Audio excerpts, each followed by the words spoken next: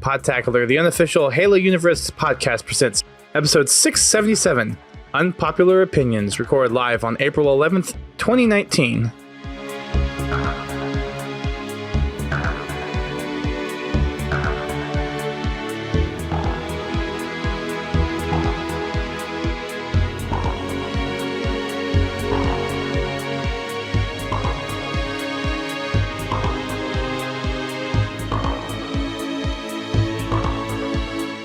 Hello everyone, welcome to Podtacular, the unofficial Halo Universe podcast. I am your host, Duststorm. I'm your co-host, Godzilla T. And we are back for what should be an interesting topic of a podcast. We didn't have anything this week, and I was brave and or stupid, whichever one you want to call it, and asked people for their unpopular Halo opinions. So we'll be going over that as our main topic. Quick side note. I did get sick last week, and my voice hasn't really been able to recover. So if my voice starts giving out in the middle of the show, that is why. Your headphones or your speakers aren't busted. It's just my voice is busted. So there you go. All right, so now that we got that out of the way, let's hop on over to our house cleaning and see how we did with Fraggin' Fridays with GT. Did real well. We spent some time in Warzone, did some big team super fiesta. Cool. A little bit of customs. Had a lot of fun. Really nice. Enjoying the game nights. People are turning out. They're being really nice. It's nice to play with people like that. I compliment all of you. Yes, we have a really good community of people. Mm-hmm. Yes, we do. Cool. Any chance we might hop on over to MCC and attempt the happening this next week? I guess tomorrow, technically. Yeah, it's still up. So if that's what they want to do, that's what we'll do. Cool. So if you want to play the yappening, let me know. Let them know. Preferably ahead of time. Yeah, I did play a little bit of it on Wednesday last week when it first came out, and managed, or was it? No, it was, a little bit on Wednesday and Friday before I joined up with you guys, and they're all wacky game modes. Yeah, I was actually playing some here before the podcast, and I got 3 straight games of brute shoot in a row. I wasn't happy about that, but by the third game, I was doing pretty good. I had the top kills of everybody at 13. Yeah. The methane mosh pit, I think that's what it's called.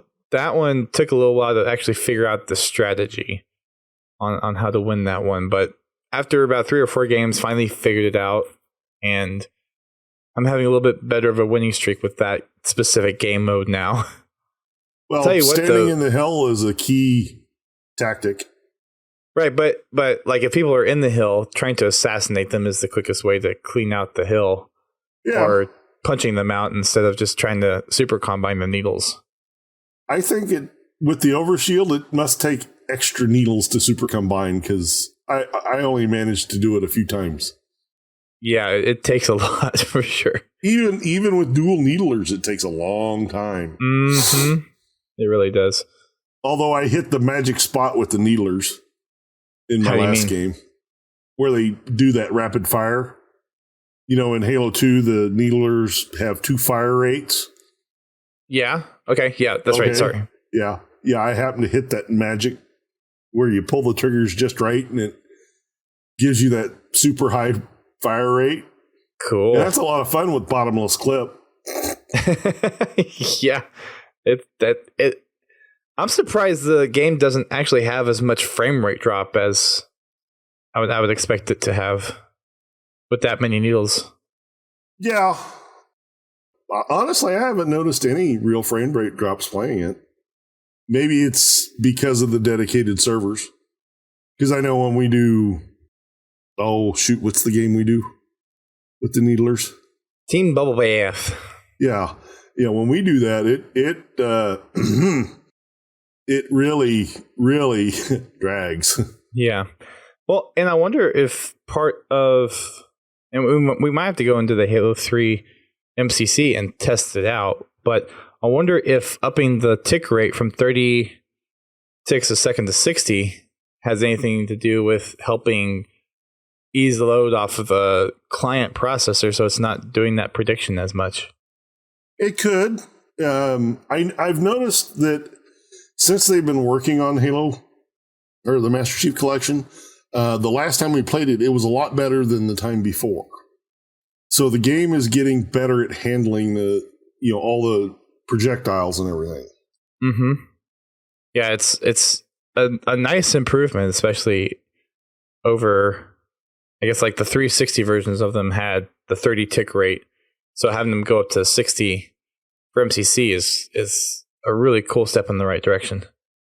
Yeah, it's it definitely, so far from what I've played so far, it's definitely seemed to make the shots connect a lot better. The game feels a little bit better. Probably not nearly as many blitz shots. Yeah. It just, I don't know, it just seems like your shot registration's better than it was. Of course, I haven't played any Halo 3 yet, so probably will find that out soon enough. For sure. But all in all, I like the yappening. It's a lot of fun. Have you tried the Beamish one? The big team one? I haven't got that one yet. It's wacky. Mm-hmm. It has Frankie's name written all over it for a very specific reason, and it is wacky. Yeah, I believe it. Basically, think of Big Team Fiesta just with no auto aiming, or the aim assist. With no aim assist. Yeah. I'd be interesting. Oh. Yep. We got the live Daddy Tracks over in the Mixer chat. Hey, dude. Hey, what's up? Haven't seen you over here in a while. Welcome over to the stream, man. Glad to see you there. So we'll see if people want to do MCC happening tomorrow. Let us know. I will probably be on, maybe not right at the very start, but at least catching the last half of it. Whether it is Halo 5 or Halo MCC. But I'll be on either way. Thanks for Spag. He says it's up until April 24th, so the happening is going on for at least another 2 weeks. Mm-hmm. As for my Sunday streams, we've hopped on over to Halo Wars 2 to get a lot of the multiplayer achievements, and boy, is there a lot of them. So I'm currently working on my own legendary campaign on Halo Wars Classic. I just beat the Labyrinth campaign mission tonight on Legendary. So I'm on mission number 8 now. So about halfway done with the campaign there. So once I get to the last mission, I'll stream that one for the Legendary achievement there. And then Bobby and me are working offline, or off stream at least, to go for general rank. We are 20% of the way there. And we calculated out last night, we need to play for another 30 hours worth of gameplay in order to get our general ranks for both of us. So we've got quite a ways to go. But we're working on it. So once we get close to those achievements, we'll pop those back on and get back into streaming those when we get there. But I did get a couple achievements in Halo Wars 2. Thanks to Bobby. Helping one of Bobby's friends. So we will need a third for Sunday stream. So if people are interested in helping out with achievements in Halo Wars 2 or need them, then please hit me or Bobby up. Laird, if you're in here, that invitation's open to you as well. And the last 2 achievements that I got were Turrets Everywhere, which is attach 50 skitters to units, and 2 minds are better than 1, which is win 3 matches as colony. So kind of what we're doing is for every weekend, we're trying to get the 3 achievements for every DLC leader, and that's the ones that we're starting out with. So those 2 achievements, and then we'll be doing more Halo Wars 2 this coming Sunday. Yeah, that attach 50 Skitterers is that's challenging. It actually only took me 2 games to get it all. Yeah, because you got to remember to attach the stupid things. Yeah, that's true. I get to playing the game and I forget, oh, wait a minute, I'm supposed to be doing this. I did that a couple times. I'm like, oh, yeah, that's right. So that's it for a little bit of housekeeping. I have been smashing the F5 button on HaloWaypoint.com, and there is no community update or community spotlight yet as of right now in this recording, which is about 9:30. So we're not going to cover it tonight. We'll cover it next week. So one less thing to worry about. But we've got another little piece of news. This just came out right before we started, so I haven't, or not, it didn't come out right before we started. I found it right before we started, so I haven't had time to read over it. But this comes from VG247.com, and the title is "The Halo TV series may shift dates, locations, or ethnicity of characters." Yeah, I couldn't quite understand why that even matters. I'm not sure either. And this is a pretty short article, so I'll just read it and we'll see what there is to say about it. While it could still fall through, it's looking more and more likely that the Showtime Halo TV series is actually going to happen. Well, filming is supposed to be starting this summer, so yeah, should be. Speaking on a panel today at Reboot Development, 343 executive producer Kiki Wolfkill briefly touched on how the company is approaching the adaptation.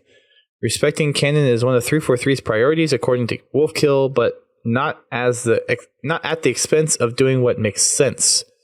For example, the Halo game never let us see Master Chief's face, adding to the character's mystique. But would that work in television? There are occasions where he showers. Wolfkill laughed. Joking aside, there are some details that we may shift, but we want to respect the fans and what they love about the IP. The producer went on to say that 343 understands it will never please everyone. There will always be some people who are upset, but it will do what's right for the 9-episode series. We may shift dates, locations, or ethnicity of characters, Wolfkill said. Yeah, see, I just don't understand that. Why would you even consider that? Retcon! Let's reach all over again. Yeah, and I'm not... The ethnicity of the existing characters has been well documented and set in canon. I don't want another Halo Reach animated series. I don't think that means Master Chief's going to be Arabian tracks. But it is one of those things that really is on the cusp of entering some iffy territory. As long as the established characters aren't screwed with, they're fine. I mean, if it's minor characters, okay. But any character that's well established, there are, trying to say this without sounding like a total jerk. There are places where you can get away with that kind of stuff and be okay. This is not one of them. If they're more than welcome to add as many characters as they want. Just don't screw with the ones we already know. Got it. So, thanks to, who is it? Pins? Yeah, Pins posted a post from Frankie on Resetera, and he said that they're not going to do stunt casting or shifting ethnicity of characters just for lulz or clicks or controversy. Kiki's right on the money in that we'll be casting based on who works best for the role, period. We'll also be casting people who look and sound a lot like their existing characters as described or shown. So I guess it's like they're going to try to match it up as close as possible, but it might not be an exact match in what has been depicted. Yeah. And that's okay. As long as it's not something super drastic, and as long as it's kind of as close as you can get it, that's fine, I think. Yeah, I'm just saying, like, don't take Lord Hood and make him a colored gentleman with an afro. That's not the character. Right. No, it sounds like these are going to be as long as the person changes. Playing the role fits the role. I don't have a problem with it. Yeah, it sounds like these are going to be minor changes. Nothing super major or complete retcon. Nothing too crazy, at least. All right, so that's the one bit of news. We have some new playlists in for Halo 5. We have Griffball in there joining Action Sack this week, and we have Warzone Assault making its April appearance. So GJ is actually streaming Griffball right now over on this Mixer channel as we're recording this. So yeah, that's Halo 5 MCC. No updates. Yappening's still happening. Yappening's still happening. That's funny. Yeah, the yappening's still happening. So going over and get your games in there. Remember, to get your nameplate, you need to complete 7 missions, or not complete. 7 multiplayer matches, and then you need to get 1 nameplate, and you need to headshot 250 grunts in campaign on heroic or harder to get the second nameplate. And you go get those headshots. For those that are wanting to do it in Spartan Ops, Episode 5, Chapter 4 has the most grunts. So, yeah. On to some community updates. Or actually, before that, we have a This Week in Halo. So on April 5th, 2550, Miranda Keyes receives a Silver Star and assumes command of the UNSC in Amber Clad. Good old Halo 2. Mm-hmm. Now for community updates. From Griffball, the AGLA 2019 semifinals have started. And they have a couple of results already from the first round of playoffs. So playoffs are underway. They have a challenge bracket that you can follow all the teams. Challenge.com/AGLAWL19. And they do stream regularly over on twitch.tv/Griffball for their matches. And All-Star nominations are now open for captains to nominate, and then public voting will happen soon thereafter. They don't have anything next or new on a next season, but there is going to be more information about it once the championship round for this season is announced. So there will be some stuff coming for that. So get your hammer on and go watch some Griffball action if that suits you. Next updates we have is from Forge Hub. Just a reminder that the Husky Rage Forge contest ends in 4 days as of this recording. I cannot speak. Which is Monday, April 15th. So if you are working on your Husky Rage map, make sure you get it in by then. I do have a couple of maps that I've seen some videos of and looked up on Forge Hub, and there are some pretty cool designs that people have come up with. The latest one that I saw was a video from, I think, Unsorted Gaming or one of the other forgers, and it was right on the control room. So it's basically the control room from Halo CE, and it's a Husky Raid map, which looks pretty cool. Cool.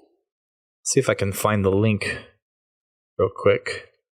But there's some other really cool ones over on the contest submission. Once the tournament is, or the contest is done, it'd be nice to download some of those and throw those into customs, because our community really loves that Husky Raid. That's a lot of fun in small doses. Yeah, a few, or like 2 or 3 games of Husky Raid's about it. Yeah. And it's like, okay, time to move on to something else. Go from that to Rochambeau. Hey! Oh. There you go. Next community news we have is from Installation 01. They have their weekly update from April 3rd. They have a little blurb on here that they talk about what MCC coming to PC means for installation 01. So I'm going to read that bit. As all of you are fully aware at this point, Halo MCC is coming to PC. This has led a lot of you to question, where does this leave fan projects like Installation 1 and others? It's a good question, and I hope to answer them for you today. Our goal with IO1 was never to be a replacement of any kind for old games, nor was it ever to be any of the old games. We always wanted to bring something new to the table. We're quite fond of the phrase, a new classic experience. This holds true today, just as it did before. While yes, we are just another multiplayer arena shooter in the Halo universe, we're not really like any of them in particular. We have the ability and desire to do things that have never been done since before, experiment with new ideas, and get the community involved in making all of them. As some of you already may know, our alpha plan is to develop the game alongside you, almost as an early access model, but done right. We'll have incremental releases, patches, balance changes, all made with your feedback. This is as much your game as it is ours. Once we have the core gameplay loop in place, we are in an incredibly unique situation where we can break free from the confines of what Halo is and look towards what it could be through more fun ideas that have never been explored before. Battle Royale. So, how does this affect IO1? In short, it doesn't. So, as long as you want to play the new classic experience with never before seen game modes, weapons, and more, we have our place in that lineup just as we did before this announcement. We'll keep going as long as you all are there to support us. One more thing, now that we can talk about it and can let you all know that a couple of us on the team have been in the know about MCC coming to PC for months now and are working with 343 Industries in an advisory role. As stated above, this does not affect our development in IO1 in any way, and we will continue as planned, bringing something entirely new to the table.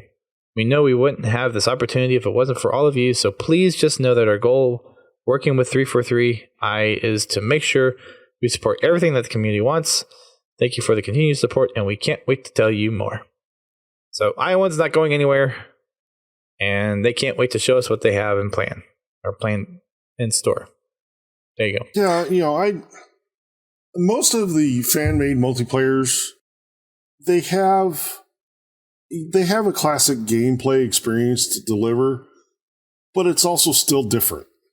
With the fact that they're building it in a totally different engine, it will be different than playing, a mainstream Halo game. And I look forward to playing it, even with MCC coming to PC.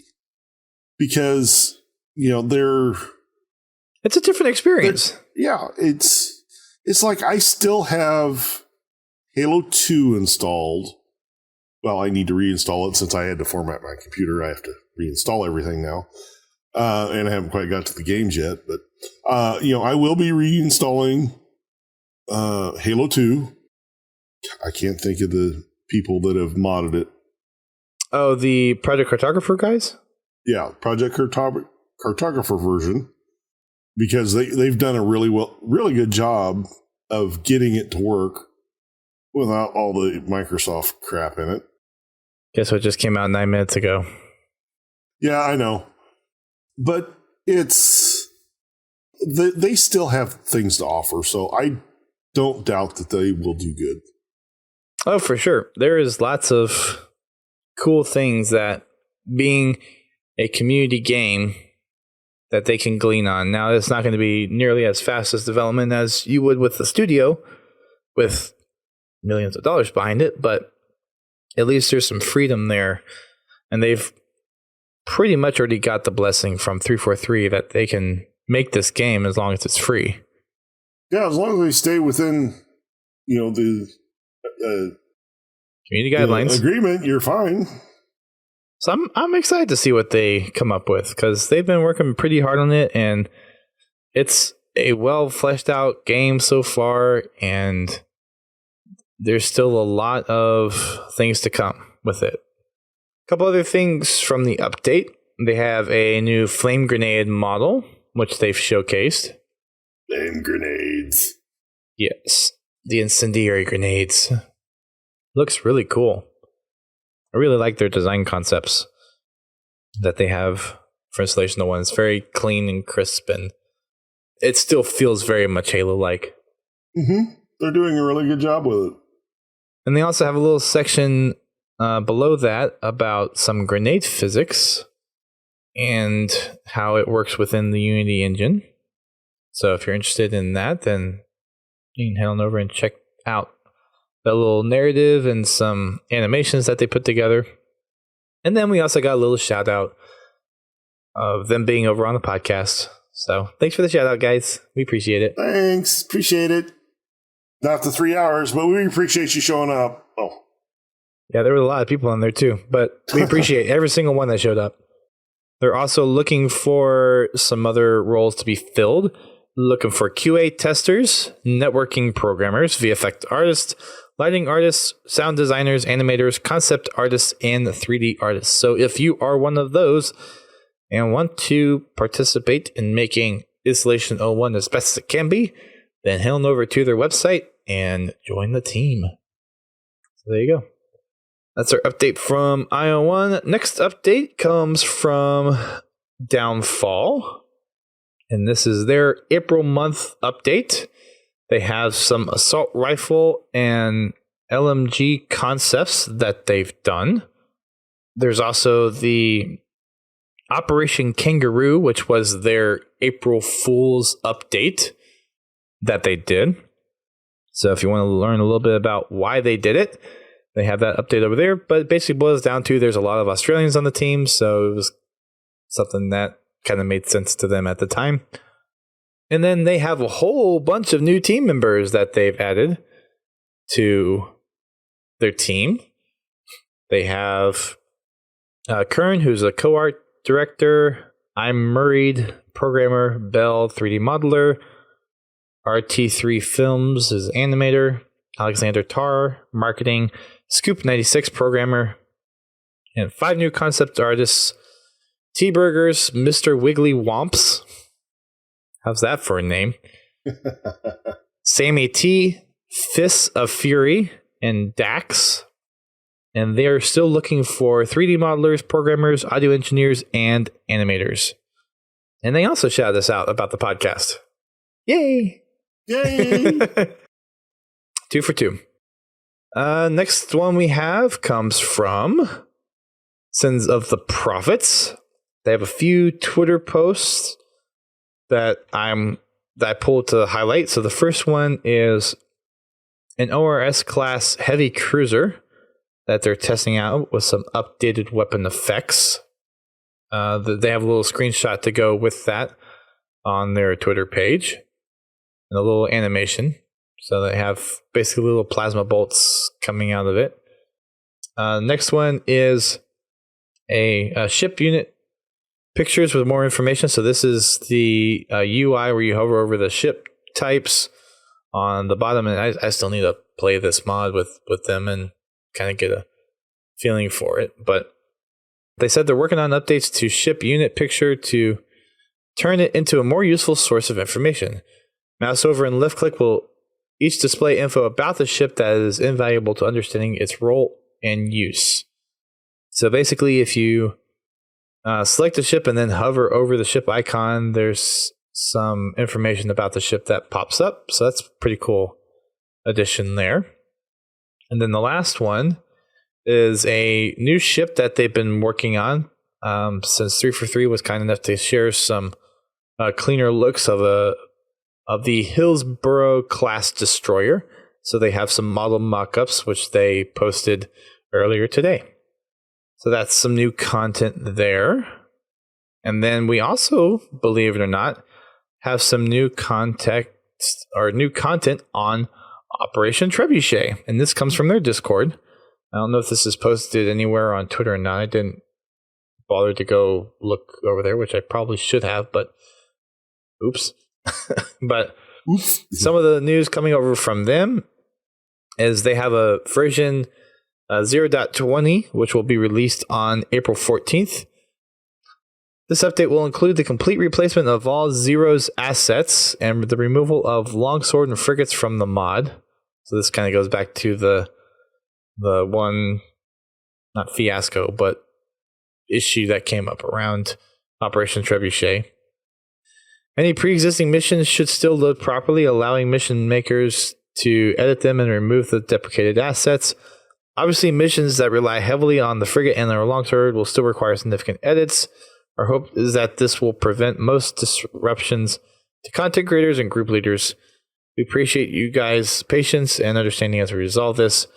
In addition to the replacements, there will be several new assets introduced, including but not limited to the M247T medium machine gun emplacement, the M247H heavy machine gun emplacement, the M319 grenade launcher and variants, the M41 rocket IED, and potentially a few more surprises. Nice. Yeah. They also have a couple of models which they showcase, which are a new M6 series pistol suppressor. They have a new model for a radio set-top box with some new sounds to go with it. And then they have a Halo 3 Marine, which they are also modeling as well to include in the next update. Cool. Yeah, some cool stuff. And that is all the community updates that we have for tonight. So now it's time to talk about our main topic. Unpopular opinions. There's plenty of them. This one got a lot of responses very quickly. Like I said, There's a lot of them out there. Yes. Yes, there are. We have the Twitter post, the Facebook post, and even some posts on Discord for all of this. And there is a lot of opinions out there, most of which, that at least a lot of the ones that I saw first off, it didn't seem too unpopular, but there were a couple that caught my eye. But again, I haven't seen them all, so we are just going to kind of rock them out one by one. I don't know which ones you want to take, GT. We can start with the Twitter ones, since you can get to those, and I can bounce around from the Facebook ones and the Discord ones. Yeah, you take the Facebook ones because I can't get the page to load. Okay. So yeah, go ahead and let's start with our first Twitter one, which comes from Abolistics. Comes from who? That's the first one on my screen. It's Abolistic Productions. No, first one I got is under Gaming Under Fire podcast. Okay, let's go with that one then. But that's the one I'll go with, since that's the one that's right in front of me. And the fact that I agree with him. His reply: people only miss Halo 3 because it was the most popular game on the planet and everyone was playing it, not because of the actual gameplay or mechanics. I agree. Me personally, I would agree with that too. To me, the aiming mechanics in that game was horrible. I did not enjoy playing Halo 3 multiplayer. No. I was happy when Reach showed up. Yeah. Even with Bloom. The aiming felt good again. Now the story was okay. Obviously the campaign was great in Halo 3. But that's not what Halo 3 is known for. It's known for the multiplayer. Yeah. And the sides of the community that are truly in it for the story, don't get me wrong, it's not a small group, but the people that are in it for the multiplayer are a much bigger group. Right. And that's what Halo 3 is remembered for, and it's more due to the lack of options than actual good gameplay. Yeah, I would have to agree with you that the multiplayer, was just popular, and that's why everyone liked it. I would personally support that argument, because boy, did that aiming suck. It's a lot better with MCC, but that original aiming sucks. Yeah, I still can't play it. Although, to be fair, the mechanics of the game were still good. It was fun to play from a a gameplay mechanic standpoint. It's just the aiming killed my enjoyment of it. Absolutely killed it. Like I said, in campaign, it was great. It was fun to play. It had a good story. You know, it had a lot of replay value in it, especially when you started going in and hunting for skulls and terminals and things like that. It made it, there was a lot of replay value with the campaign, but everybody wanted the multiplayer. I'm not personally happy with the way they handled the multiplayer. The mechanics of the multiplayer are okay. The movement, in my opinion, was too slow. And it was too slow in Halo CE. It was too slow in Halo 2. It was too slow in Halo 3. It was too slow in Halo ODST, but it fit in ODST. Well, that was... In Reach, the movement improved with the addition of Sprint, where, that's another unpopular opinion. Is that an issue of we're just now so accustomed to having that quicker mobility in games, and that's now not in my case. Okay. I always felt the movement was too slow in those games. Okay. That was from the first time I ever played Halo CE. I wished it had Sprint in the game. The first time I ever played it, and keep in mind that Halo CE was my first shooter ever. I had never touched a first-person, a third-person shooter until then. Up until that point, I was pretty much, the only games I played were racing games. So, from the very beginning, it always seemed slow to me. Okay. Doesn't mean I didn't have fun. It just, things always seem to drag. Gotcha. Okay. Why don't you read one off Facebook? All right. First one from Facebook. And with Facebook, there's a whole bunch of threads. So there's going to be a couple of replies to some of these things. But first one comes from Samuel Smith. He says, playing without nostalgia shaded glasses,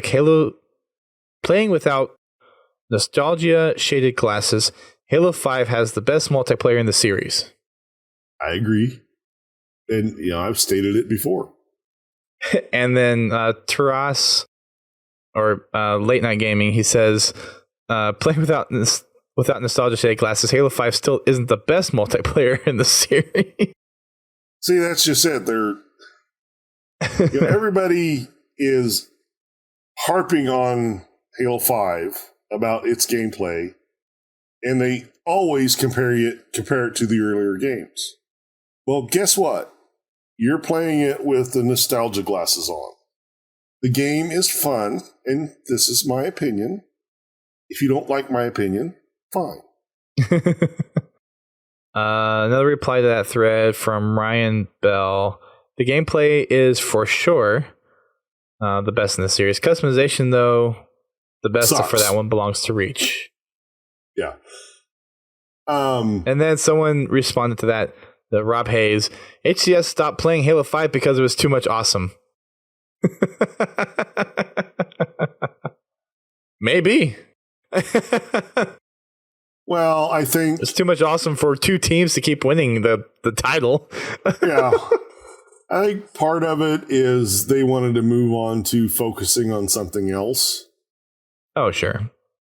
Because, they've been running the game, for 3 years? Tournaments? Yeah. 4 years? 3. And I like what they did. They took that and said, okay, we're going to step away from this, but we're going to put the focus on the community. And the community, in their nostalgia-covered glasses, went to Halo 3. Like I said, anything that we state on this podcast is our own personal opinion. Yeah. You don't agree with it? That's fine. We're not here to change your mind. We're here just to give you our thoughts. And a dose of humble pie. Yeah. So why don't you take another one from Twitter? Let's see it. Noah S. Ex Mechanica. I had to practice that one a couple of times. Noah S. Ex Machina. Halo 4's progression system and customization is underrated. No. You can keep that unpopular opinion, sir.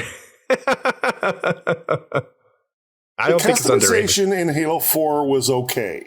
It was not Reach level. No. The Reach was like the right amount. It wasn't too much. It wasn't too little. Right. It was the right amount of customization. Reach was a good balance. You could go into multiplayer and you could see people wearing the same pieces of armor that you were wearing, but it was almost never an exact duplicate of what you were wearing. Yeah. You know, the arms would be different. The chest would be different. They'd have a different helmet attachment or something. You could be unique or more unique in Reach. And the way the armor was designed, it popped more, so you could really tell who had what armor. Mm-hmm. Versus in Halo 4, it started. As far as the progression system, yeah, I don't agree with him. Oh boy, how long did it take you to get to max rank? Oh, that's right, 5 weeks. I don't even think it took me that long. Because I had people feeding me Mountain Dew caps or Sprite caps or something. Yeah, getting all the double XP boosts. Yeah. Yep. That's an unpopular opinion right there. Yeah, that's definitely unpopular. That's a good example of one. All right, another one from Facebook.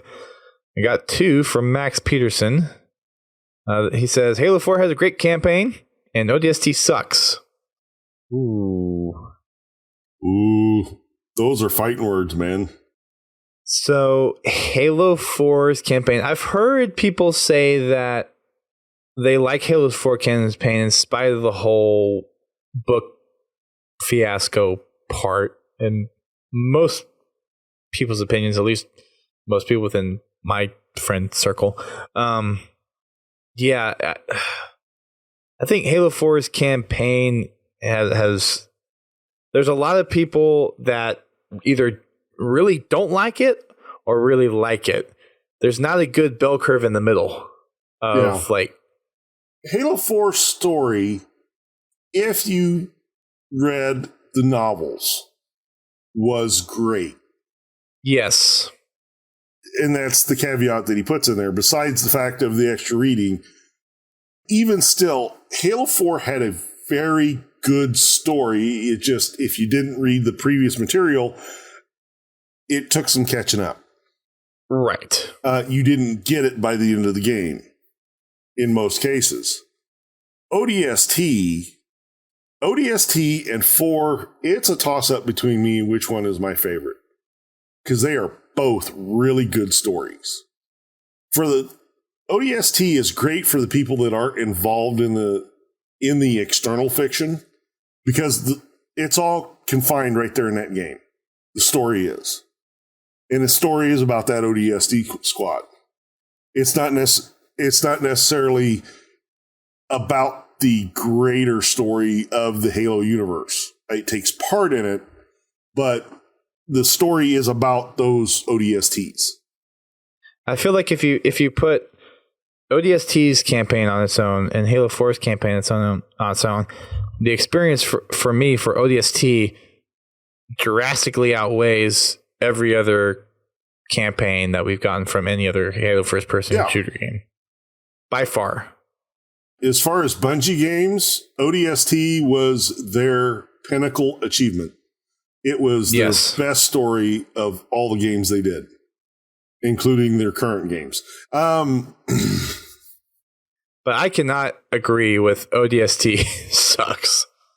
Now, there is the whole thing where people don't like ODST because it was a game that was sold for $60 when it was just like a campaign expansion and the multiplayer wasn't there. It was just kind of tack on the Halo 3 and there was firefight, but you know, I never felt ripped. Neither did I. I can see where some people could feel that way, and sure, maybe it should have been a $40 game instead of a $60 game, but that I could agree with. I was not disappointed in it. Yeah. I wasn't disappointed that I spent the $100 because I got the collector's edition with the controller, which is now defunct. But oh no! I liked it so much I wore the thumbsticks out in it. And you put new thumbsticks in it.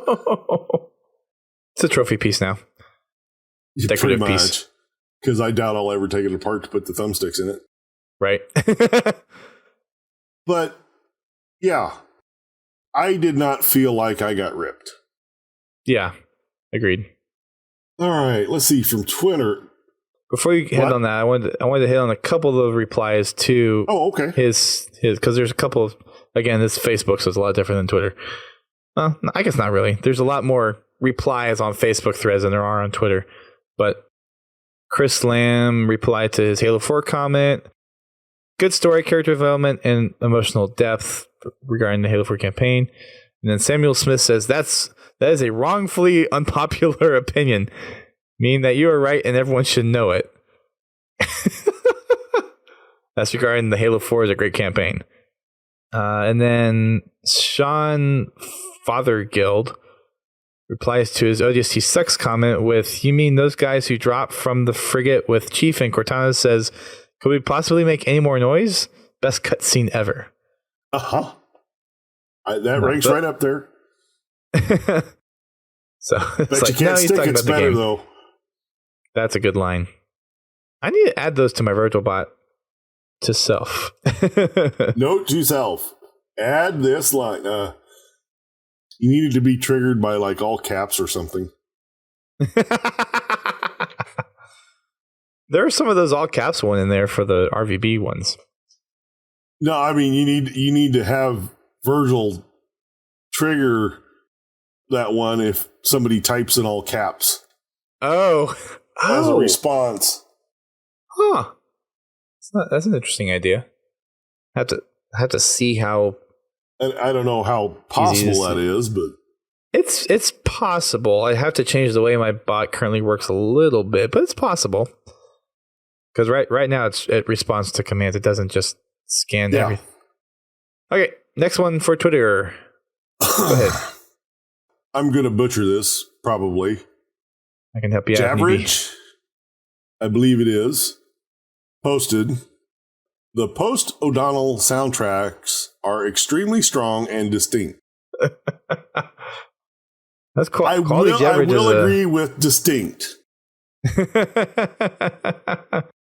There's some strength to them, just not necessarily the right kind of strength to them. So that one is definitely an unpopular opinion. Well, it depends on how you look at it. It's like, yes, they're strong and distinct, but maybe not in the ways that you're thinking. Yeah. Not in a good way. Right. Yes, they are very distinct. They're very not Halo-like, or at least not Marty Halo-like. And very strong there's a with Marty's music, there's a lot of good flowy, subtle changes, and it works all very well together, where a lot of the, no offense, but a lot of Neil Davish stuff was a lot more hard cut in some of the ways that the music flowed. So yes, Jeverich, you are right on that. And Jeverich is a longtime Podtacular alum. I'm going to take a break from Facebook, head on over to our Discord responses. We got quite a few over there. There were quite a few discussions that happened too. First reply that we got was, if I can find it. Here we go. This one comes from Futch. He says, they're all good games. And yeah, they're Halo, so we like them. Right? Yeah.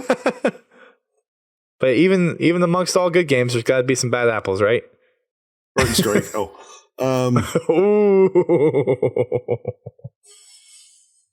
They all have an itch to fill. Yeah. Or scratch the itch. Let's put it that way.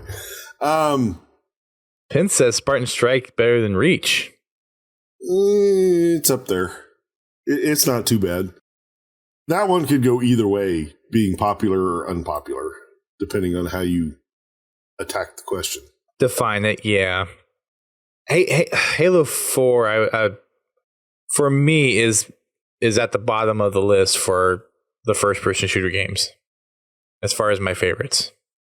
Yeah. I think Halo 2 is still my favorite. I really liked how they introduced the duality to the storyline and how that goes back and forth. I know not a lot of people, or there's some people that really don't like that, but I really liked how Bungie did that split between this is the Master Chief side, this is the Arbiter's side. And the way that they told that story was so well done. And the music's on point. To me, it's my favorite multiplayer before Halo 5 came along. Like, everything with Halo 2 was just, it felt good. And I know there's a lot of hiccups at the very beginning of Halo 2's launch, but I was fortunate enough not to have to deal with those issues. So my experiences with Halo 2... Isn't it amazing how people forget about that stuff? Selective you talk memory. to somebody about Halo 2, and they'll say, oh man, it was a great game right from launch. Bull. If you say that, you did not play the game at launch. GT hot take. Halo 2 multiplayer was freaking broken when they launched the game. You could find games, they had plenty of choices, but the gameplay itself was broken. They did a major title update shortly after launch to fix multiplayer. So Halo 2 was to Bungie as MCC was to 343. Well, no. I would say Halo 5. Master Chief Collection was above and beyond all of them. As far as how bad it was? Yeah, that shouldn't even been put on disc. That's how bad that was. I don't remember the Halo 5 matchmaking. I know it was rough to start out with, but I don't remember it being that bad. Like I said, as far as if I'm comparing a 343 game to a Bungie game, I'll go Halo 2, Halo 5. Gotcha. MCC is in a ballpark all its own. It's a whole nother ballpark. This ought to be an interesting one. Ooh, what do we got? DPA Rodzilla replied to us on Twitter. The community is at fault for the way Halo Ranked has died since Halo 2. And he cites 50 sellers, meaning people offering to get you to rank 50 by paying them money, boosters, host boosters, and stand buyers, lost as rank. Yeah, so you're basically saying anyone that host boosted or standby made people lose rank. Halo 5 ranked ruined by Smurf accounts. I'll come back to that one. Okay. Says he asked 30 gamers how many, all above 10, all ranked to at least Onyx. And then he says 300 of 1,800 Onyx controlled by 30. Smurf accounts? That's Xbox Live. Whoa. Is it really that bad? The Smurf accounts problem is all Xbox Live's fault. So wait. He's saying 30 gamers control 300 of the 1,800 Onyx ranked players? I'm guessing. That seems far-fetched. Listen, I mean, you okay. wanted unpopular, that would be unpopular. I mean, I can appreciate Smurf accounts being an issue, but I have a hard time believing that 30 people control 300 accounts that are in Onyx rank. We don't have any way to verify it. I would agree, though, that the community is at fault. The changes to the ranking system were put in place because of what the community did with it. All the bad actors in the community. Yeah. So yes, I can agree with that. I can agree that there's people out there that want to ruin the fun for everyone. But I look at it this way. If somebody wants to buy their way to rank 50, let them, because that takes them out of my gamer pool. Yeah, it's against Xbox terms of service, though. Selling accounts. Well, they weren't selling accounts. Selling accounts or sharing credentials. Yeah. Well, that part. But like I said, if somebody wants to pay somebody else to get their rank 50 in Halo 2, I don't care. Because you know what that does? That means whenever they go in to play Halo, guess who they're playing against? 50s. Everyone else is actually a legit 50. Uh-huh. And to me, that just does not sound like fun at all. Nope. But Interesting. The Smurf account thing, that's all Xbox Live. I mean, it used to be in order to pay to have a second account, you had to buy a second subscription. You know, you couldn't. Yes. No, silver accounts could not access online multiplayer in Halo. Now, maybe in other games, but not in Halo. Unless you were playing as a guest to a gold subscriber, but they had to be in the game with you. Right. Yes. Unlike now, where like I've got 4 accounts, every one of them I could go into matchmaking right now and play. Yeah, because you have a gold license to the console. Correct. From a family perspective, that makes sense. That's, I'm okay with that being a plus of having the console, but that's the downside to it. People can make multiple accounts. Yeah. I preferred it in that case, I preferred it, back when they had the family pack of Xbox Live. Yeah, the 4 accounts for $100. Yeah, you get 4 accounts for $100. Basically, me and my wife would have an account, and a friend of mine and my brother would buy the other 2 accounts from me. So I would basically get 2 accounts for $50 a year. It works. Everybody got a good deal on Xbox Live, and we had fun. We did that for several years.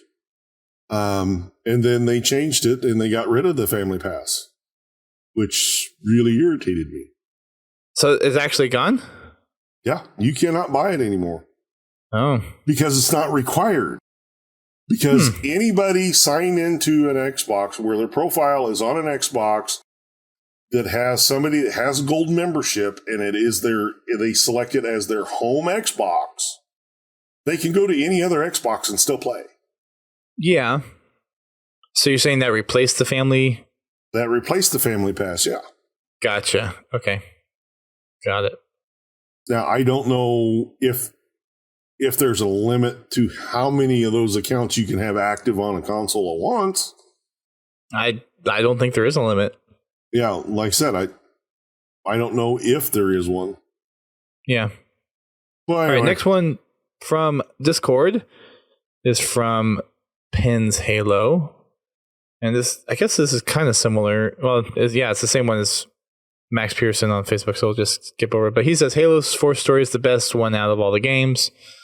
We've already talked about that. G. Lewis says Armor Lock was the best Spartan ability. Thanks for trolling, G. Lewis. Yeah. Thanks for trolling. G. Lewis, I hope you got all the kids you want. I don't think we need to talk about that one. Yeah. I'll just read the next one. Everybody knows where Armor Lock can go. Yeah, pretty much. Misa Red 24 says it was cool to play as Blue Team and learn more about them and Team Osiris. I love all the different weapons in Halo 5. I actually like Sprint, Thrust, and Ground Pound. Halo 4 had the best story. Halo 4 and 5 are the most pleasing graphically. And yeah. So let's take those one by one. It's cool to play as Blue Team and learn more about them and Team Osiris. I would agree with it if we actually learned a little bit more than we did. And it actually matched up with the promotional material for Halo 5. I'm kind of past that right now. By the statement, yeah, we did get to learn a little bit about Blue Team, and we got to learn a little bit about Osiris. But there were so many opportunities there where we could have learned so much more. Yes.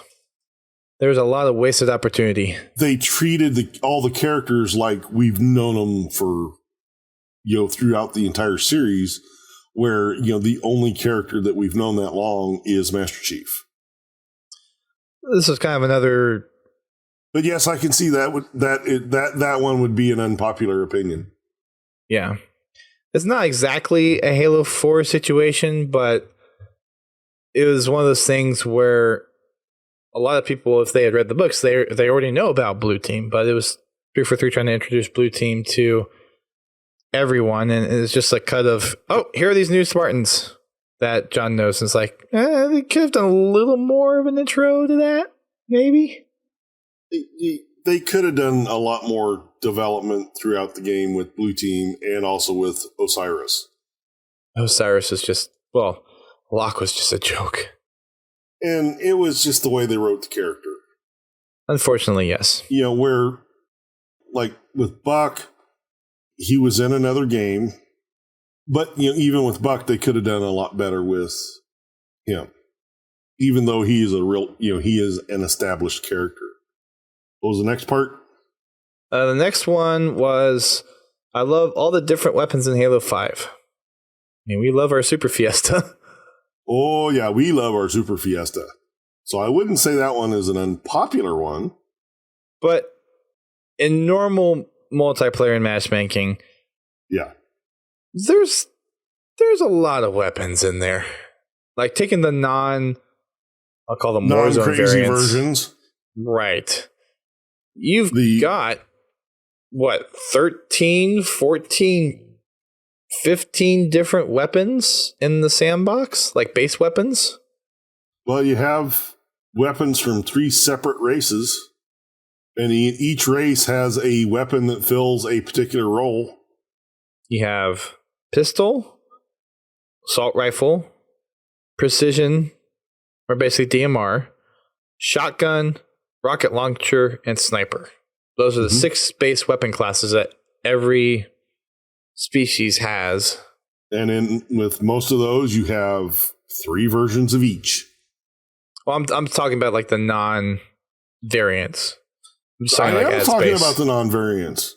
You have the rocket launcher, you have the fuel rod cannon, you have the incendiary cannon. Oh, yeah. There's 3 within each you have race. The DMR, you have the light rifle, you have the Covenant carbine. But yeah, you have those 6 weapons as base in each class. Yeah. So that's 18 right there. Now, well, and then, granted, like you have the shotgun and you have the scatter shot.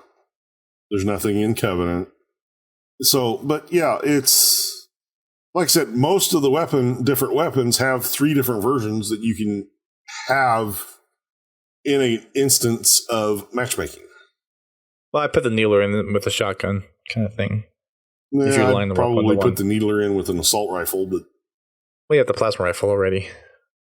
Yeah, but it's still, I think it's still more closer to an assault rifle than a shotgun. Oh, sure, yeah. Next one is, I actually like sprint, thrust, and ground pound. The whole sprint debate. Like I said before, I don't have a problem with sprint. Ground pound can go away. I wouldn't miss it. Thrust, if they took away the Spartan charge part of it, I wouldn't have a problem with. Yes. I think for ground pound, it's cool in customs, but I don't see a good use for it overall. Like, I think ground pound could just fade away, and you could keep sprint and thrust. Yeah. And honestly, if they have sprint, thrust, and clamber in Infinite, that's fine. Yeah. That's enough mobility. Ground pound and Spartan charge could go away, and I would not miss them. Yeah. In a regular multiplayer game. I'm not saying take them out of the game, period, but... Yeah, sorry, Misa, we're going to X-nay on the ground pound. She said Halo 4 had the best story. We've talked about that one. Then Halo 4 and 5 were the most pleasing graphically. Well, I think that's just because they're on the newest. Right. But yeah, the abilities are definitely an unpopular opinion. All right, take our next Twitter one. The next one we've got is from Keys Halo. Halo 5 was actually a good Halo. Halfway, yeah. If you're looking at the multiplayer, sure. And if you're looking at the multiplayer after it brought the ball variant, Forge, racing, after they completed the multiplayer side of it, Halo 5 at launch was not a great game. No, not at launch. It seemed like the only great game at launch was, I guess, Halo 1, Halo 3 in most regards for those that played Halo 3 because it was popular. I guess Halo 4's multiplayer was pretty good to start out with, but they're like the campaign. Halo 4's multiplayer, its biggest problem, it was just such a drastic change. It was codified. It was made to be like COD, which was the wrong direction to take it in. I mean, don't get me wrong, I had fun in Halo 4. It actually got to be a little bit more fun after the title update, when they brought a more traditional game multiplayer setup to matchmaking. Infinity Slayer, I had fun with it. I enjoyed it. The part where the power weapons weren't on the map, that kind of bothered me. Because, that could mean you could have multiple people walking around with a rocket launcher in their pocket at one time. But, all in all, wasn't bad. Sure. Yeah. I got another one from Discord. This one comes from, let's see, kind of going down here. From Haas Lost. He says, I think the whole, if Bungie made it, they'd be happy opinion is pretty far from the truth. I think Reach is a example of that. And he says, yes, Bungie games are held at a higher praise than 343's Halo games have been. Halo Reach was hated until 343 came in and added the title update settings along with no bloom, no something. Yeah. I would agree. It would definitely be hated on less if it was a Bungie game. Right. All right. Bungie's an independent studio, and 343 is a Microsoft cash cow. It's like, it's at the time, Bungie was a Microsoft cash cow too. Yeah, but there was always that. At the time, Microsoft was supporting the studio. No, I get that, but I think there's still a lot of that identity from the community of Bungie's just under Microsoft because they're contractually obliged to make the games, whereas 343 was created by Microsoft to continue making the games. 343 is a Microsoft company. Right, where Bungie was an independent studio just contracted by Microsoft. Right. The funny thing is the contract probably had more control over the game development than actually owning the company. Yeah, maybe. Let's see. We got the Spegmeister on Twitter. Speg. He's in the chat too. Hi, Speg. Aside from some minor issues I had with customizable loadouts and ordnance drops, I thought Halo 4's multiplayer was a great step forward from Halo 3 and Reach's gameplay, or Halo 3 and Reach. Gameplay felt very smooth overall, and earning unique armor skins through the commendations felt very rewarding. While it wasn't a proper replacement for Firefight, Spartan Ops was fun to play, either solo, legendary, or with friends. I would change a couple of things for it. One, more varied environments on Requiem. I can agree with that. It was kind of sad to go back through pre-existing environments. And two, treat each mission like a campaign level. Come on, eyeballs.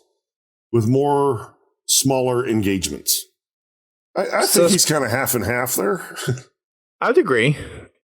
Spartan Ops. I agree with everything he says, but as far as unpopular, I think half and half there. Well, I'm thinking like he said, Halo 4's multiplayer was a great step forward from Halo 3 and Reach. In some ways, yes. In some ways, no. Like I said, it stepped in the direction of COD a little way too much for my liking. Well, like he says, he prefaces that with that first line, with the exception of the customizable loadouts and the ordnance drops. Right. He takes those out, that's the COD element. The whole 10-point scale crap. I never understood that. It's COD. It was COD. I don't understand why they do it in COD. A kill is 1. They fixed it in Halo 5. Except for in Halo, except for in Warzone, where a kill is 2. You kill an enemy Spartan, it's worth 2 points.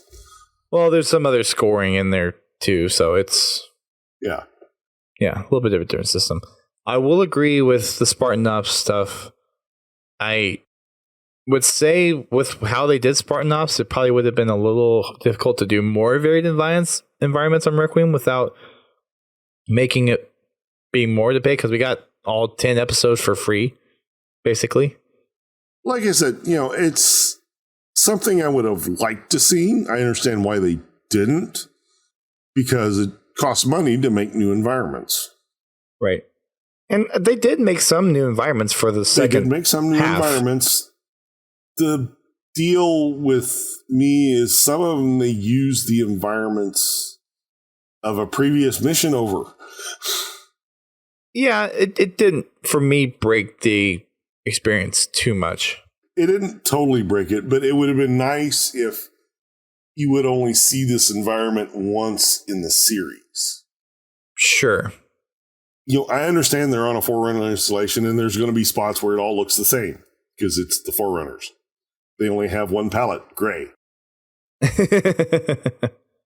And Reach, Well, if you look at the way the multiplayer spaces are supposed to be, they're supposed to be replications of real world places. So it makes sense that, okay, if they were to go to these places in Spartan Ops, you'd see them being played in multiplayer. So I from a lore perspective, I could give them that leeway.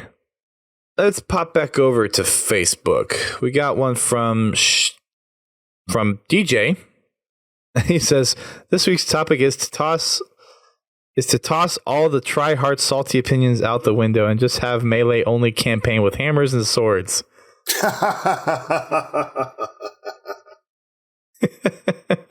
Actually, that would be a fun skull to have.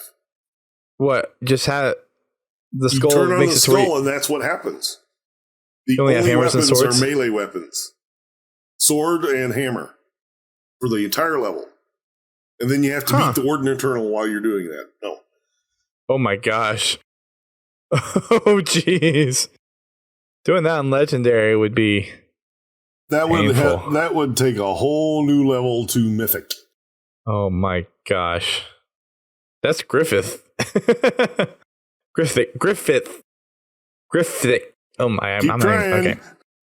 Griffith. Grithic. There we go. Grithic.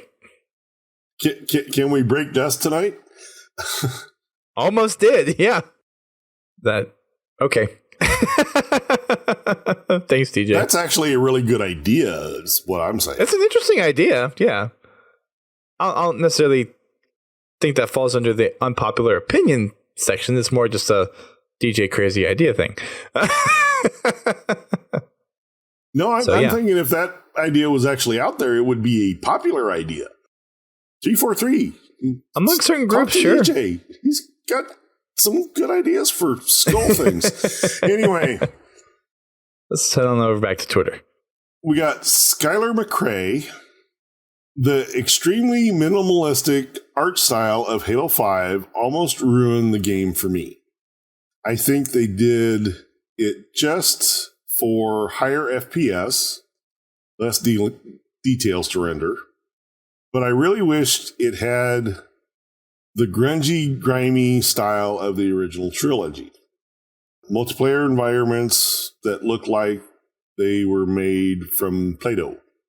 No, I'm pretty sure that's what pretty much everybody says. I would agree. So I don't know that was an unpopular part. Oh, there's more here. That being said, I still play the game a lot, and 100% it's a good game. Just don't like the art style of the multiplayer. I would agree. Yeah, I don't know that that's a totally unpopular opinion, but no, I think you're spot on with that. There's a lot of parts in Halo 5 which I think was a little bit of a step backwards from Halo 4 as far as the art. The Halo 4 art, that's probably the best aspect, in my opinion, of Halo 4 was the artwork. Yeah.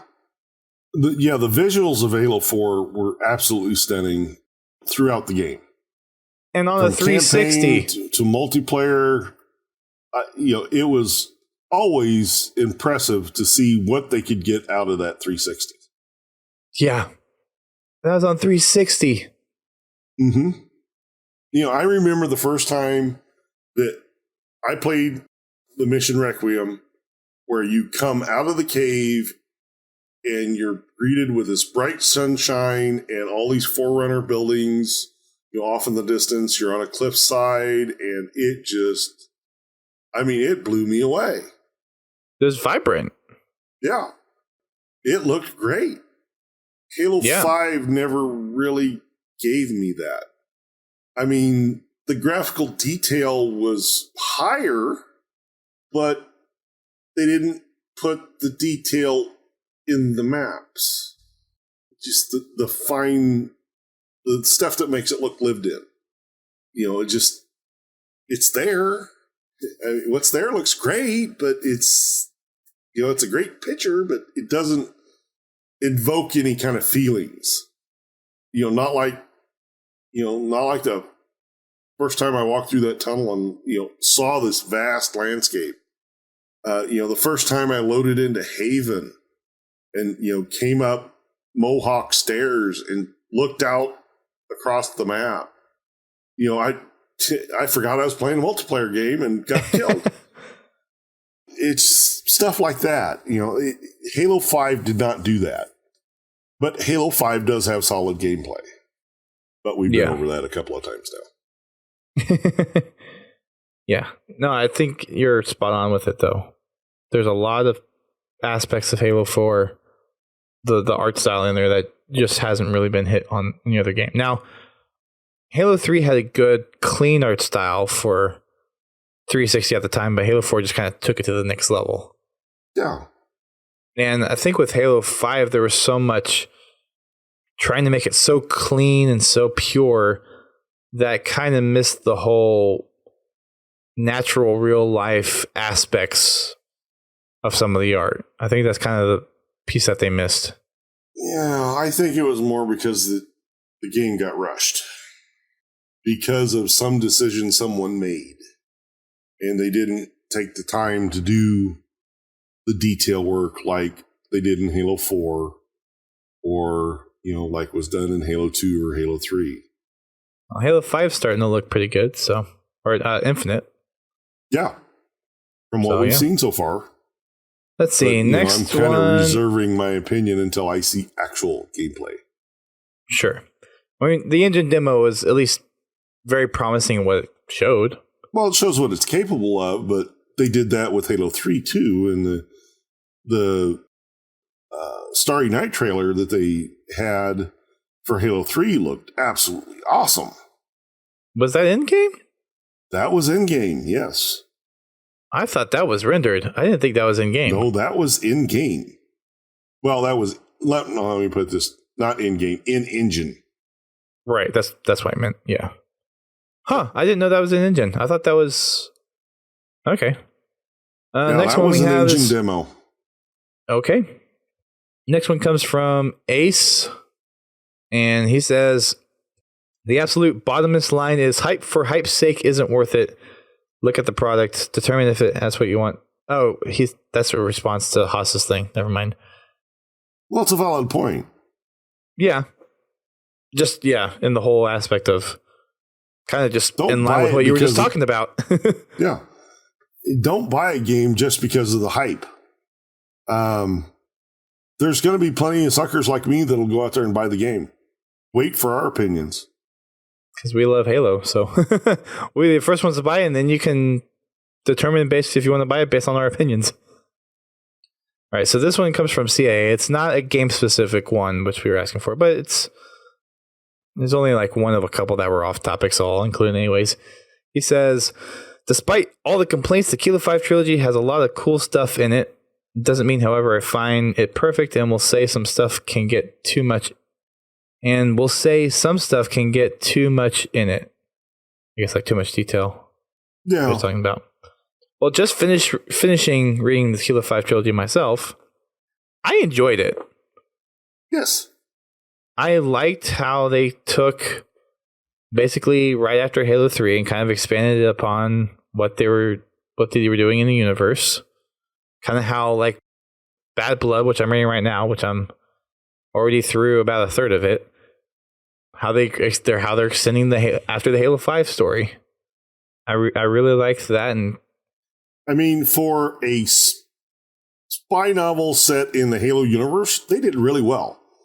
And that series, that's something they hadn't really done in the Halo universe yet. They hadn't done, a spy novel. And I think it was done very well. Some people argue that they were really harsh on Halsey. And I can agree, but I disagree too. But we can get into that later. But I agree with that. Overall, I enjoy the series. I've listened to it multiple times, so I do enjoy listening to it. And it's not just because it's a Halo story; it's because it is a good story.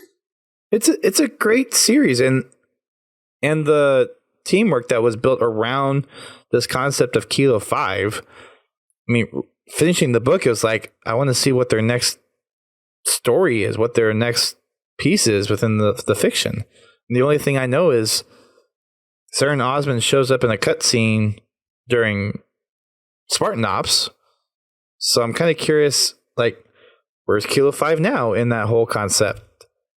What else did they go off and do? How is that split off of the timeline come back in and around to Halo 4 and all that stuff? And I'm sure it's in several books I haven't read yet.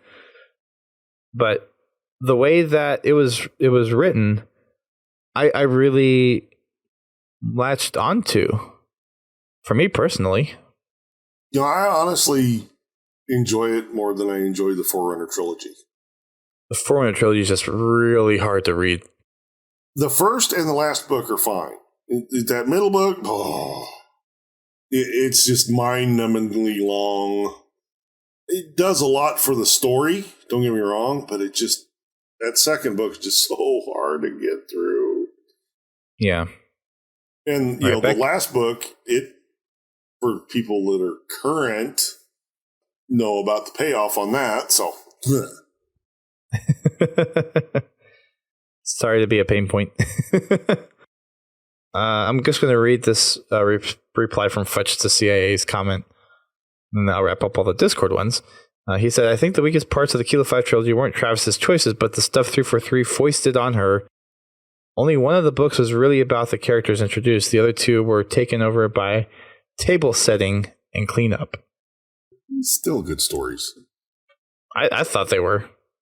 And you really only should... I'm not a person that really analyzes stories for content. I look at them. Did I enjoy reading it? Was it fun to read? Because when I read or listen to my audiobooks, that's what I'm looking for. I want that book to entertain me. But even, like, to me, when I was reading through it, yeah, you get a lot of the background for the characters in the first book, and you still get a little bit in the second book, but that lays the foundation work to kind of understand the dynamics of the characters. So I think enough was done there to really flesh out the dynamic of Kilo 5 and then the Covenant side of things as well. Yeah, I mean, the only thing I wish is they would have done a little bit more with Julim Dama. I was about to say the exact same thing because they had, I think, a chapter or two in the last book, and then they just dropped that like a bad habit. Well, was it a chapter? Like if it was in there, he was a significant part of the second book. Yeah, but come book 3, it was like non-existent. In book 3, by book 3 he'd gotten away from Oni. Right. So it was almost like the whole trilogy was from the purview of what Oni had eyes on. Mm-hmm. It gave us a new perspective into the Halo universe, and I thought it was really cool. Yeah. All right, back over to Twitter. Be told, I love Halo 4. Okay. I'm sure that is an unpopular opinion, as we've discussed multiple times. Love it for the campaign, multiplayer. We'll do one more. Romeo says, if it is ported to MCC PC, the next iteration of that thing going by a certain 4-character shorthand requires a new project lead, supervision, and facilities to transition between platforms. There comes a time when one has to hang up the coat, especially after a long tenure. What is he talking about? I have no idea what he's talking about. Do you know? I got no clue.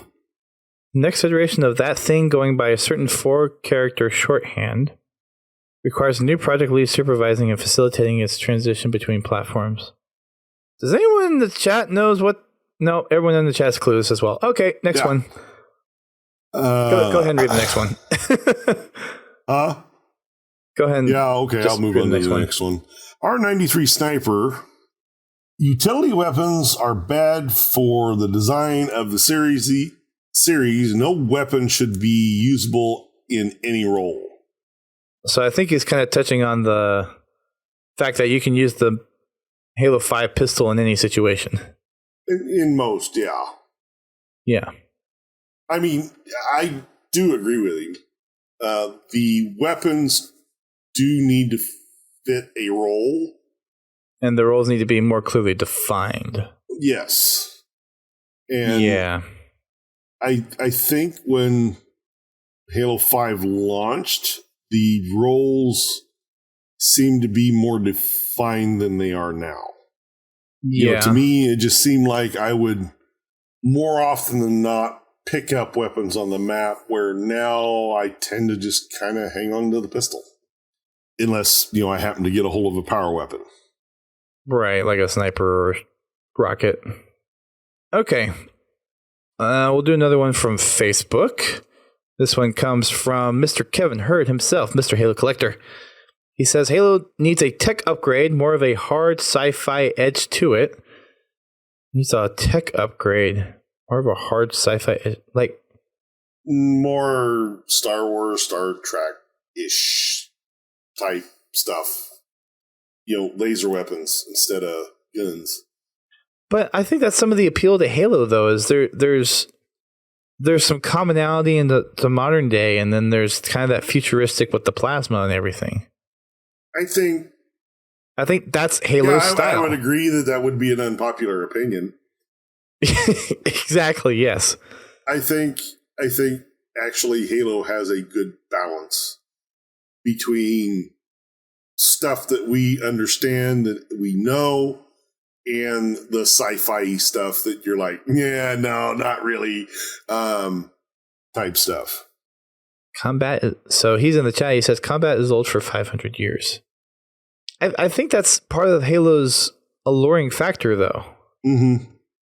Like if you were to suddenly introduce laser weapons, I mean, there is a Spartan laser, but if you were to have laser guns be the primary weapon, I think that starts to detract from Halo's what makes Halo and so great and relatable. Yeah. So yeah, unpopular opinion for sure. He says it also needs better and more constant supply of non-game content. TV series is great, but a cartoon animation would be even better. Something that wouldn't get tied up in a cost and politics of production. Well, anything's going to be a cost and politic. That's just. I don't think that's a thing. I mean, yeah, it would be cool to have some more non-game content, but then you're still isolating folks that are only playing Halo for the games. And that was the whole issue with Halo 4's campaign is you have to read the books in order to really get and understand the campaign. And to understand all the campaign, yeah. And that just kind of showed that people are not going to go out to that external fiction, except hardcore Halo fans. The majority of people playing Halo are only playing they can first-person shooters. They can put that external fiction out there. That's fine. Sure. They just need to keep it out of the games. Yeah. When they put stuff like that out between games, it can hint to the next game, but it shouldn't be required reading to understand the next game. Right. So yeah, Halo fans are going to be opposed to it, but it's not something the franchise needs from a casual gamer, the majority of people who play Halo perspective. It's like the Halo 5 trilogy we were just talking about. Great series. It ties into the games, but it's not required reading for the game. Unlike the Forerunner trilogy, which is pretty much required reading for Halo 4. Well, and you'd have to be... let's just face the facts. Halo struggles with transmedia, except for novels. Outside the games and the novels, Halo struggles with transmedia. Forerunner Dawn was good. I thought it was really good. But Forerunner Dawn was awesome. Nightfall sucked. The Fall of Reach animation was the little 101 things on Waypoint. That would have been better if they would have followed, if they hadn't retconned a lot of stuff that was in the book. Yeah. I understand they had to take some creative license because they're taking a novel and shrinking it down into a cartoon series. Sure. That's fine. But when you all out change facts, that's where I have a problem. Yeah. And the Halo Legends animes were great, but all but 2 of them were non-canonical. So yeah, transmedia for Halo just sucks.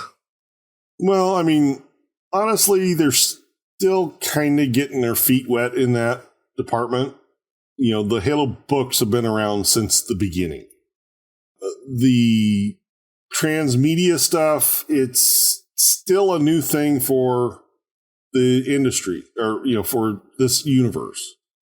Like the stuff they did with Hunt the Truth, oh my Lord, that was great stuff. Now that was great. So they've had their ups and downs. I hope they've learned from the animated series Fall of Reach and Nightfall. The only problem with Hunt the Truth is it didn't relate to the story at all. Well, it was a marketing ploy, and unfortunately, the game didn't live up to the marketing. But it was still a good story. Oh, yeah.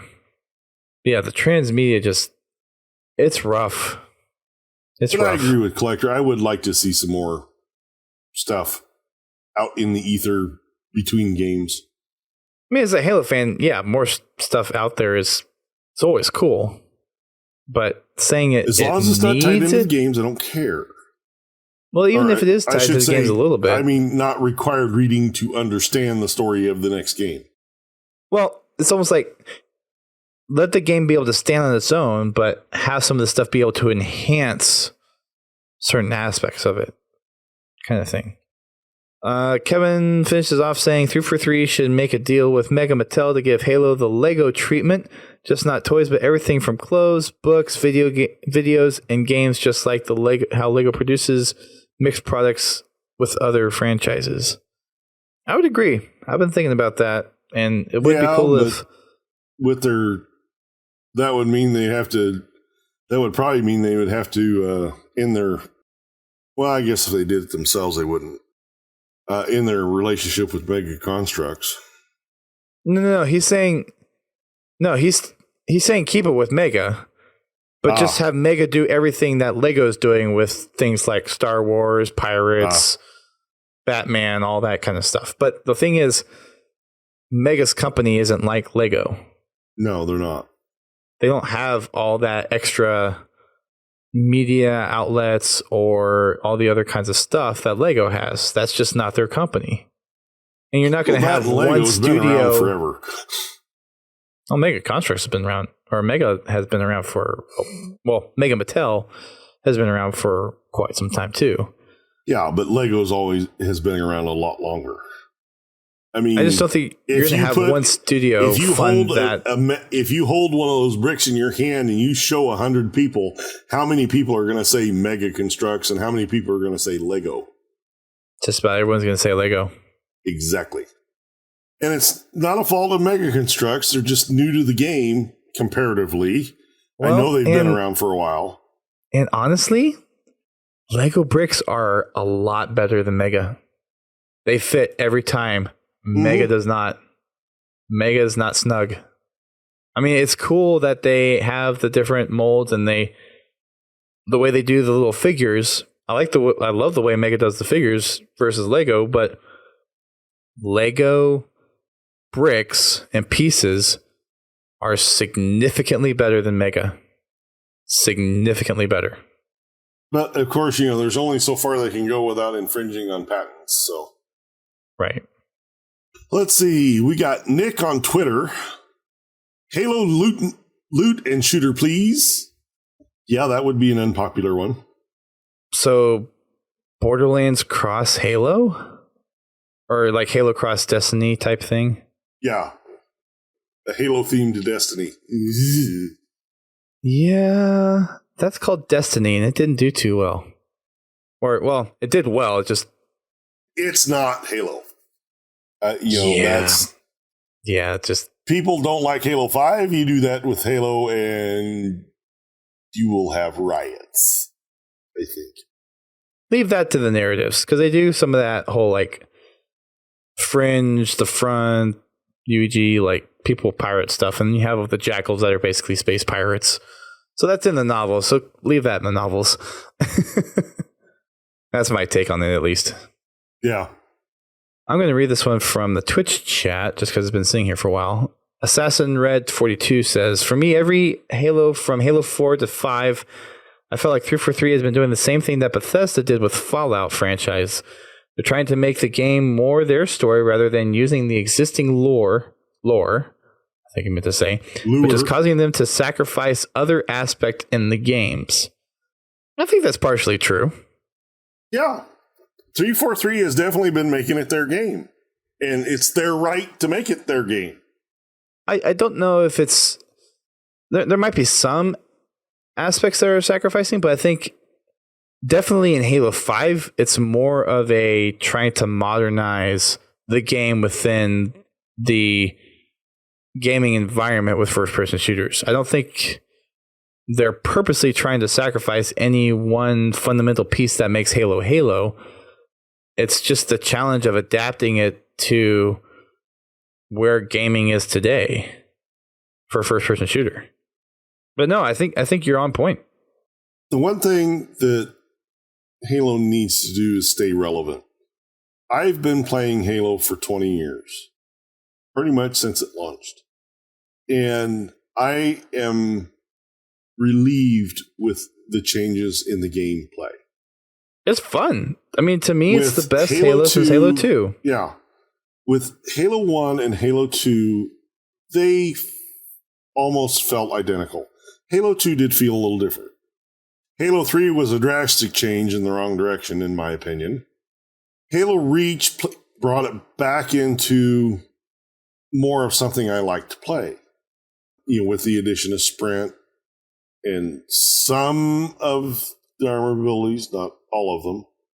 There were a couple of those that will remain unnamed. Halo 4 was a nice change of pace. The whole ordnance drop thing and the customizable loadouts, it was okay, but once you got into the gameplay, once they made it more like a traditional Halo game, it became fun again, even with the sprint and everybody will spawn with active camo or a jetpack. That stuff was okay. It was an adjustment to my gameplay style, but it was one I enjoyed. It made things fun. Same with Halo 5. It's got some things I don't like. Spartan Charge is one of them. That is one of the most annoying abilities out there. In the beta, I didn't have too much problem with it because it was easy to counter. Because if somebody Spartan charged you, you could melee them and kill them. Now you can't. Yeah. If they would have kept that in there, I would have been fine with it because it has a counter. Right now, it doesn't. All you can do is try to dodge out of the way. You have really no offensive counter to it. Unless you happen to have a rocket launcher or something in your back pocket and you can just kill them before they get to you. Yeah. But all in all, I've liked the changes that 343 has made to the game. As far as the actual gameplay. It's fun. Halo 5 is a lot of fun for me. Laird in the Mixer chat said, imagine Spartan Charge and Armorlock making a baby. Oh, jeez. Nope. No. Nope. Nope. Just nope. Nope. Nope. Nope. Nope. Nope. Nope. All right. Next one from Facebook is from Podcast Evolved. George lives. I mean, he didn't have his helmet on, at least that we saw. And we don't know if Spartan suits are rated for slip space, but I guess there's some small sliver of possibility that he could be alive. Possibly. All right, we got our last one from Twitter. Ableistic Productions. Halo not having a close closet. Yeah, closet. I apologize. I'm wearing my backup glasses because I broke my normal glasses. I should have my new glasses tomorrow, so hopefully this will get better. Halo not having a closet of some sort to at least save 3 or 4 armor selections. Oh. Always thought it was strange that there has not been one. Been tired of years of going back and forth to customize my Spartan. Yeah, I can agree with that. Would be something that would be a really nice add to Infinite. I don't think that's an unpopular opinion. I just think that's an idea. A great idea. Yeah, I don't think it's unpopular. I think if it was out there, everybody would love it. I pretty much pick my armor and I stick with it. I don't change around it because if I change it, then I'll lose it and it'll take me months to find it again. Right. But it'd be interesting to have presets. So like if you're playing for a cause or something and you're changing your armor set or colors, like be able to store like your default set of armor in like as that's or if you just had like 2 or 3 different looks you like to use. One day you feel like this, one day you feel like that. It's like here's my Warzone thing, like or this, or like if I play with this group, I want to match up, so I'll do this armor set, and if I play with this other group, I'll do this, and if I'm playing on my own, I have my own set. So no, that makes sense. Mm-hmm. Naruto saying Anthem has that. Wouldn't surprise me.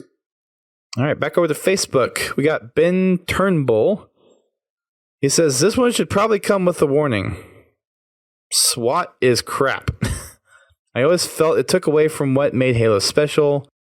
Oh, but what about No.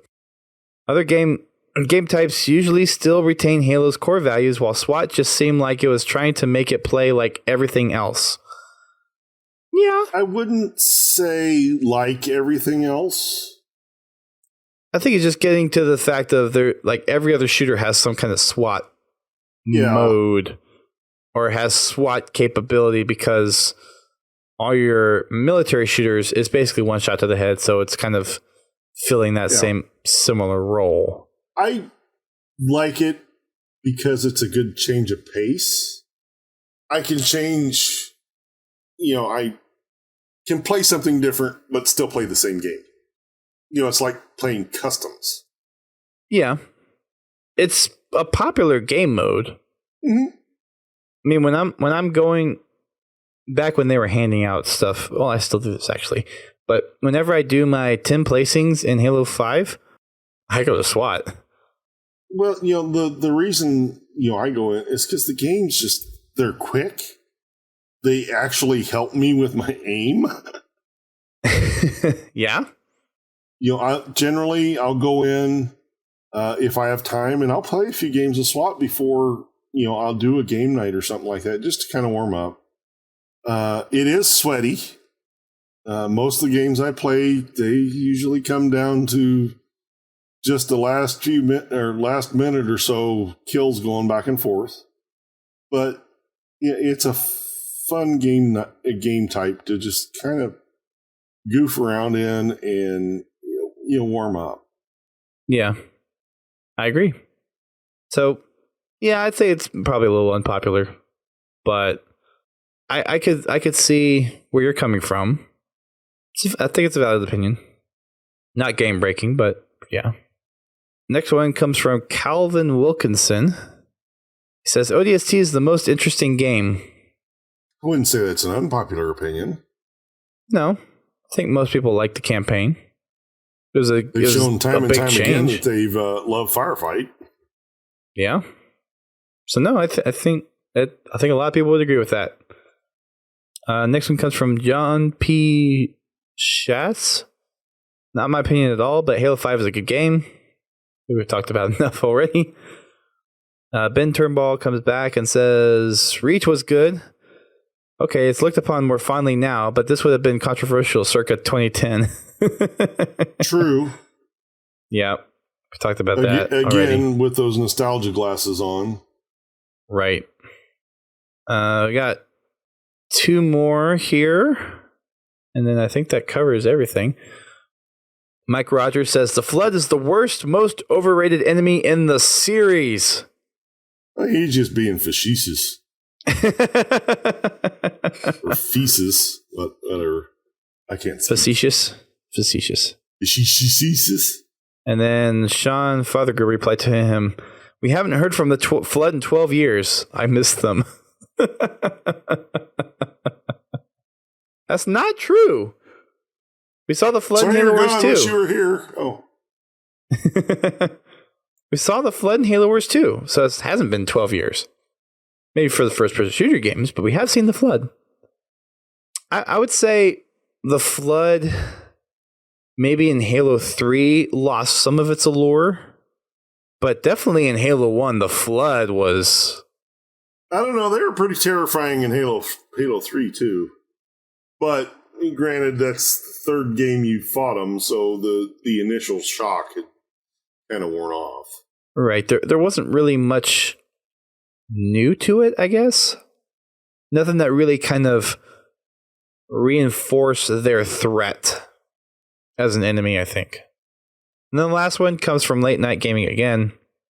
He says, hey, CE has the best combat loop in the series because it isn't bogged down by redundant weapons. Every gun fills a specific role, and this is not something Halo can brag about as it keeps adding new guns. Halo 5 has possibly the dullest sandbox due to how many guns just feel like other guns. I think that kind of goes back to your comment about all the weapons need a role.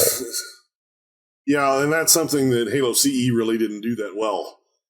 Because no, because you had the God pistol. Yeah, what's the one weapon you always used in CE? The pistol. The pistol and the plasma pistol.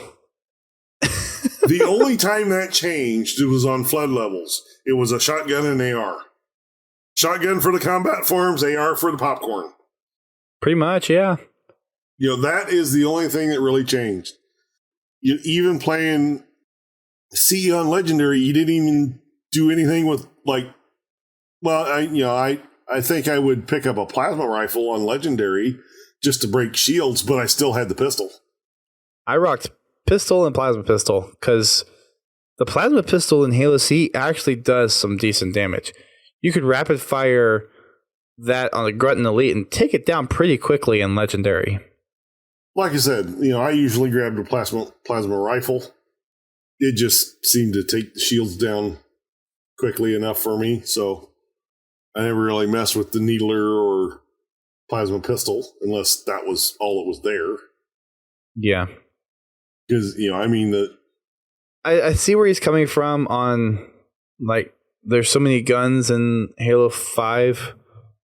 I don't think it's that bad, but I do think there needs to be those more clearly defined roles in the next game. And I'm, take out the whole variance of weapons. Yeah, that definitely makes it dull in a sense. But if you just look at the base variance of all the weapons, it's not that bad, but it is definitely tipping into that realm of, okay, there's a lot of weapons in the sandbox that might not need to be there. Yeah, it's like the DMR and the carbine. They kind of fill the same role. Mm-hmm. But even that, you could define them a little bit differently. Yeah. You can give the DMR extra range over a carbine. And maybe the carbine does a little more damage against shields, but still can land a headshot. Yeah. There's ways to differentiate them. There are ways to have a weapon fill a similar role, but still differentiate it. Right. It's like, I honestly like using carbines, the Covenant carbines. They fit the way I play better. I just the one thing that I want is, because I picked up a different weapon, I don't want to be at a disadvantage when I'm in that weapon's effective range. Right. Because its effective range is going to cross over with something else's effective range. Like a carbine and a battle rifle, their effective ranges are going to be similar. I don't want to be, I don't want the BR to outperform the carbine, provided that I'm landing my shots, which balance has always been a problem. So, well, and they keep changing them too. Just kind of evidence right there. So that's all of our unpopular opinions that we gathered. Thanks to everyone who replied. This is our most popular topic from responses, at least, that we've gotten. The most popular, unpopular topic. Oh, exactly. So next week, if all goes according to plan, we will have our Kilo 5 podcast. Hopefully with some special lore guest on the show. I need to put that tweet out tomorrow and start pinging folks to see who wants to come on. But we are finally doing a book podcast after we botched the last one, which I forget what the last one even was. But yeah, so we'll be doing the Kilo 5 trilogy. I've already started reading Bad Blood. I'm already a third of the way through the book. So that'll be the one after Kilo 5 that we'll be talking about. And yeah, we'll see who we get on. Keep your eyes on Twitter and the Discord, and we'll let you know. No, Pens, we're not touching the journal for a long time. When we do touch the journal, we're going to have the Halo conversationalist guys on, because I think that'd be a good one to do with them, and I don't think they've done it yet. So I might do a combined show there. We'll have them on, and we'll just grunt when they say something. Well, their thing is biofoam whenever they talk about biofoam. All right, that's going to wrap it up for us tonight. Thanks, everyone, for your submissions and for tuning in to the show. You can check us out on podcast services and streaming services for our live show. We record Thursdays live at 9 p.m. Eastern Time. We also have our game nights, Frag on Friday at 8:30 p.m. Eastern Time, hosted by Godzilla T himself. That will be taking place on... What's the default tomorrow, unless you hear otherwise, GT? Halo 5, unless they want to play the happening. All right, so I don't know if this podcast will be out necessarily before then, but for those that are here in the live stream, let GT know if you want to play the happening, or else we're going to be playing on some Halo 5 tomorrow. You can also check out our achievement hunting stream on Sundays. That's with me. And right now, Bobby doing some Halo Wars 2 achievements. If you need those and want to hop in and help, then we at least need one more person to fill in for 3v3 against AI. So head on over to Twitter and hit us up, or hit us up in the Discord. You can check us out on social media. We're on Facebook, Twitter, Instagram. We have our Discord server. We also have our Spartan Company, which you can enlist in. We're still going for that Achilles helmet. And then we have our Xbox Club as well. So check out the Halo Hub. It's a Halo Discord server for community content, whether you are a creator of content or a consumer of content. We'd love you to post stuff over there and share it with the community that's there. And then a reminder on the Loot Crate. It is available until the 15th. You have, as of this recording, 4 more days. And as of you listening to this, maybe 1 or none. So if you want it, go get it. Clock's ticking on that. Provided you got your taxes done. Yeah, that's true. It's tax day. Yep. All right. Thanks, everyone. We'll catch you all hopefully either tomorrow or on Thursday next week. The book club is resuming. So until then, keep on fragging them trucks.